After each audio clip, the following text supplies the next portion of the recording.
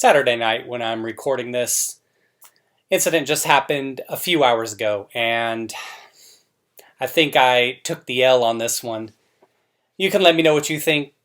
I've talked a lot about, in past videos, when you have situations where you see things out in public that ultimately go wrong, whether those be assaults, robberies where somebody tries to intervene, they end up getting killed, things like that. I often say that you really have to know your place, and that more often than not, it's better to not get involved. But sometimes you have to. Say you see a kid getting kidnapped, or several people picking on a granny or a grandpa or something like that. A bunch of bullies picking on a kid, at least you say something. So there's certain situations where nobody says you stick your face in there and take a right hook, but at least you say something. I'm gonna call the cops. This situation just happened to me, as I said a few hours ago. I was at the place I usually jog a couple times a week. It's this incline hill area in Newport Beach, California. And I'm going up.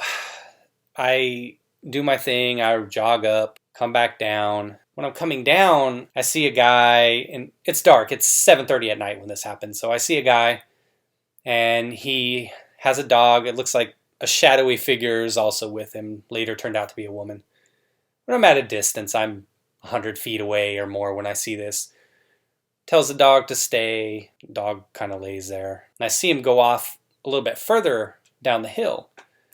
And then he grabs the woman and he starts pulling her. By this point, I'm right next to them. I'm walking by. And she says something about it being cold. And then he says, well, if you don't want it to be so cold, then you have to move faster. I kind of chuckled, but I could tell he was dragging her, and I could tell that there was, not dragging her, but pulling her, dragging her by her hair or whatever. But I walked by, and I could tell there was conflict. Like, I could see them arguing, even though I was a little bit further away in the beginning, and then eventually I came up alongside. But I could see they're having some kind of lover's quarrel. So, whatever. Make it to the bottom of the hill, and I was like, this is kind of weird, but I'm going back up, so we'll see what happens. I'll probably end up passing them again in a couple minutes. This time, I go back up. They're still there, and they're having just a little bit of an argument. They hadn't made it that far past where they were before. Go by them, go to the stoplight where I stop at, start to come back down. Like I said, I jog up and I walk down. And, all right, this is where the L comes in, and you can let me know if I took the L big time on this one. I think I did. You can tell me what you would have done in this situation. Should I have said something, done anything, or just not have been involved at all? I know it's not my fault, obviously, but it's things we think about when situations happen and we don't say anything. So I come down the hill and I see him walking, and then I see him kind of fling the dog up in the air, and then the dog hits the ground. He didn't spike it like a football, he just kind of tossed it. And then he said to the dog, and I assume he's talking to the dog, right? Because it's perfectly natural for a human to speak to a dog as if they can understand English. So he says to the dog, I will end you. That's what he said to the dog. I will end you. And then the girl, as I'm coming down, she walks right by me, and I look her in the eye. And she's shorter, of course, because, biology. Look her right in the eye, and she looks just wasted. What's a better term for it? I don't know. She looked like she was gone. Like she was just a walking zombie, just like this. As I was trying to look at her and see if I could see anything there, like if there was anything there, like help me. So I walk by. I'm past them now. I'm about 10 or 20 feet down the hill. And then I hear the dog yelp. And I look back and I see him standing over the dog. And then he said, when I fucking say come, you come. Again, perfectly logical to speak English to the dog because, dogs understand English. And dogs have sentence structure and grammar that they obviously went to school for. Now, the girl's further off in the distance. She had kept walking. She was probably about 10 or 20 feet ahead of them. So at that point, I just started walking down the hill slowly. I turned towards them, and I was just backing down the hill. And I was just seeing what happened. Now, I watched, and I didn't see him hit the dog at all. I don't doubt that both the woman and the dog were going to take his wrath, or have taken his wrath, because you don't just throw a dog in the air, stand over the dog. Like I said, the dog yelped for some reason, and he was standing over it. I didn't see it. I had turned around after I heard the yelp. So I don't doubt something happened. To do that and then to drag that woman like that, I would imagine domestic issues aren't a thing for him. He doesn't understand. It's just natural for him.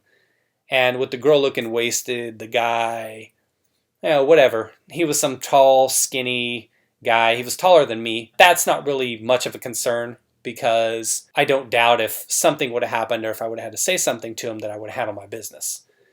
But that begs the question, where is your place in society when you see something like that? Like the old show, the What Would You Do show. Right? You see these things happening. And granted, this area where I jog in, it's really upscale. It's not like multi-million-dollar homes or whatever, but it's a nice area. You don't expect those kind of things. I'm not making excuses, but these people were clearly white trash. Don't worry about that. I'm white, so I can say that. You know how it is. Black people can say the N-word with the ER or the A. They look like trash to me. That doesn't change things, of course. That doesn't make me think any more or less of them. It's just when you see individuals look like that, you expect that kind of behavior, I guess. Whereas if you saw some couple walking down the street, she's dressed nice, he's in a suit, you wouldn't expect them to behave that way. That's not to say they don't. Usually those type of individuals wait until they get a little coke and then they beat their women behind the scenes. I'm kidding. I'm sure it's a perfectly loving relationship. But the question is, what's your place? Mind your business or stick your nose in it? Hey, don't throw the dog. Don't beat your dog. I'm going to call the cops. What should I have done? Should I mind my business? There's the animal abuse potentially. There's the abuse of her, possibly, that she may get later, which I don't doubt that happens based on what I saw. Do you stick your face in there knowing that somebody's that aggressive? But if you do, then you really have to be prepared for what's going to come your way. Let me know what you think about that. What would you guys and gals have done? I know it's hard to put yourself in my shoes not being in that situation, but hopefully the picture I painted gave you enough of an idea of what was going on. And I'll just end it with this, though. There was a time long ago, it had to be at least 10 years ago, about 12 years ago, when I was living up in Northern California, Sacramento. Second floor apartment, I hear this couple arguing out in the parking lot. And I don't want to hear that. So I go out to the balcony, I see what's going on, I tell them to shut the fuck up. They kind of break it up. And I've seen them before around the community.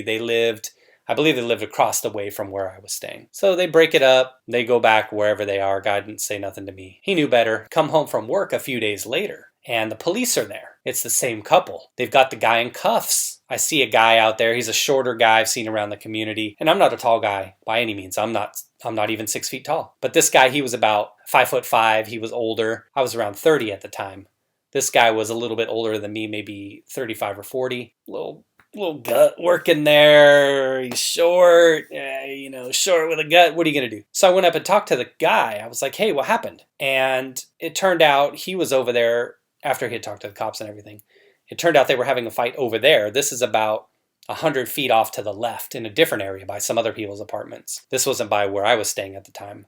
And he stuck his nose in it when those two were arguing, and the guy punched him in the face. Little bit different situation than the guy and I. He was younger than me, but it's a lot easier to go at somebody that's 5'5" and chubby and old than somebody like me that's a bit younger and at least in some kind of shape. So the point is, when you stick your nose in something, then you better be prepared for somebody to punch you in the face. That's what I'm saying. All right, everybody, that's my story. Just a little something I wanted to talk about that happened to me on Saturday night and get your thoughts on it, get your input. So thanks for watching, everybody. Take care. Be well.